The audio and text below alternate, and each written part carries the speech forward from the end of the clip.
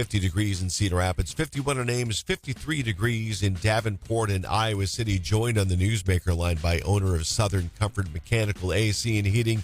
It's Steven Stewart joining us. Steven, good morning to you. We appreciate you talking to us here today.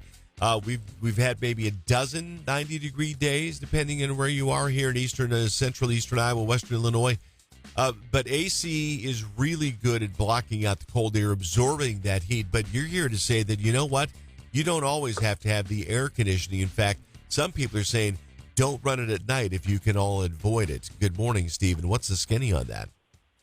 I'm going to say it depends where you are in the country and what those overnight temperatures are. So it's one of those social media things that's going around this year, which is not exactly true. So if we say your body sleeps better at night with lower temperatures, some people need it to be 66 degrees or thereabouts to get a good night's sleep. Some people warmer than that. So down in the hot areas like Dallas here, it's not practical to switch that AC off and get a good night's sleep. I know that's slightly different up where you are. We'll see where you may even need to be running the heating at night where you are. So in terms of, that AC, I would say it's keeping that, that room temperature where you need it to be and not necessarily switching it off just because we say you want to save that energy or it's going to get you a better night's sleep with it being off if it's warm outside. Yeah, you and I think, both are the same thing. I was reading the bio on you. I'm a hot sleeper as well. So for me, we've got a night overnight where it's 50 degrees. You just open the windows up and let it go. During the spring and even during the fall, we'll do that where we open the windows up and just let everything air out. It'll get down to like 55, 60 degrees maybe in the house. You just pile on the blankets. But there are some people who say, you know what? I've got to have the air conditioning on because of A, allergies, B, that humidity just gets in my house and just sticks inside, and it just feels so sticky when I wake up. Agreed. I would say, that's that. I would say running that AC will pull that humidity out of the air whenever it's running naturally. So it's important to keep that AC running properly.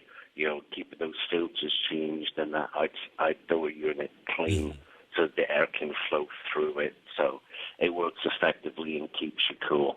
Does it make sense, like on nights like tonight where you have, early this morning where you've got 50, 55 degrees here in the upper Midwest, to turn off the air conditioning but keep that fan running in order to continue to circulate? I would say no. I would say if you're just running that fan on circulation, it's going to, build up the humidity inside your home. Okay. So I would recommend, switching it off, potentially using some ceiling fans, but having that fan mode on circulation with all the windows and so forth closed is going to take and build up that humidity inside your home and make it feel more uncomfortable. Yeah, we're going to start warming up a little bit more. Today we're going to be 71 to 80 degrees. Tomorrow 76 to 79. Sunday 80 to 82. And then we'll make our march back up toward triple digits in the next couple of weeks here. But as far as inside, there's two places that I really pay attention to. How often do you want to change the air filter on your air conditioning unit on the inside of the house? I'm going to say it depends on the size. So typically there's two filter sizes. There's the 1 inch, which is the skinny filter. You should change that at least every 3 months. Whenever you change it and you hold it up to the light, if you can't see through it, change it more frequently. So we have some clients that need to change them every month because they've got, a bunch of pets, kids, and so forth. So there's a lot of stuff in the air that catches. But typically, it's around about 3 months that makes sense on that. Okay. If you have larger 4-inch filters, then every 6 months, so twice a year, which can fall in line with your maintenance routine whenever you have your AC company come out and check out your system. And then the final question for you, does it make sense to clean that condenser unit outside, those fins? Because maybe you get, we've had a lot of this Canadian wildfire smoke in the upper Midwest. You have not only that, but the pollen from the trees and things like that. Should you clean that maybe a couple of times this summer just to make sure those fins are taking care of the evaporating that heat as best as possible? Yes. So it's, we say, to keep that clean, so it's like, we say, it can end up like a blanket over that, which restricts the airflow.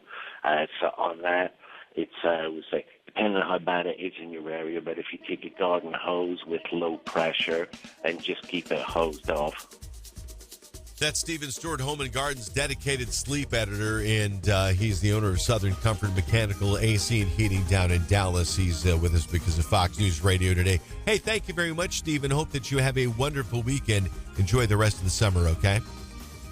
Thanks, Doug.